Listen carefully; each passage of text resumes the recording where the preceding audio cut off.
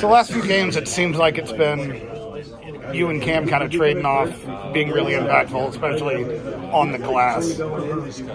Just being on the other end of it tonight, but what did you see from him, and then what were you trying to do early to? Yeah, I think he just did a great job of kind of just attacking the glass, not taking no for an answer, especially offensively. I don't know how many offensive rebounds he had, but it seemed like a lot. But yeah, I think that's just something that goes into us accepting and understanding our role. I think at different times we're asked to do different things depending on the team's needs. Huge credit to him. He stepped up big time for us today. And I don't know if we necessarily get that win without him. I think it was two, might have been three times where a guard gets switched on to you. You clamp him up and you force a travel. As a bigger guy, you're obviously good out there on the perimeter. Do you notice guards thinking they can get by you? Yeah, I guess it was a little weird this time, honestly, because I feel like, within the Big Ten, I think, everybody's probably found out, I'm not just the easy big guy to blow by. So, a lot of times, I was kind of guarding those guards like as my primary matchup.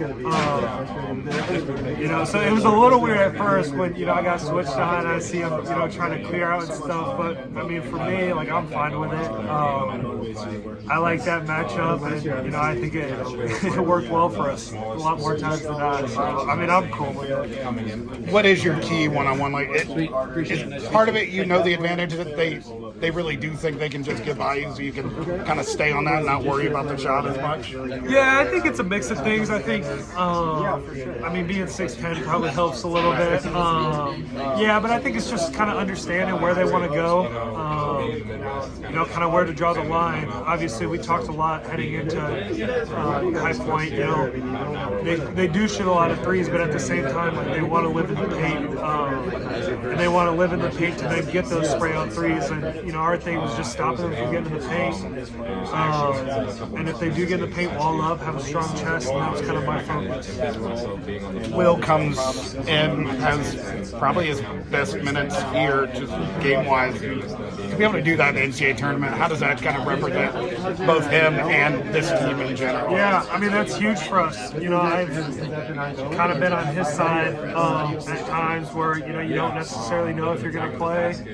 If you are going to play, you don't know how many minutes it's going to be, but, and it's not easy. It's tough. It's a really tough role. But for him to be able to come in like that and bring energy, and not just bring energy, but really dominate, kind of lock down the paint offensively for us, get a couple offensive rebounds, putbacks, things like that. It was huge for us.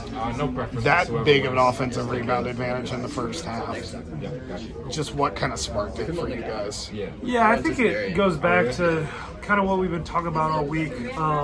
Rebounding's really been a big point of emphasis for us, probably ever since the Illinois game, kind of headed into that game. And I think it was you I was talking to. Actually, it helped that we, played Illinois in the Michigan, two of our last three games leading up to going against High Point, just with the way that they're able to rebound. So I think just continuing that trend of being locked in, and really making that an emphasis helped a lot.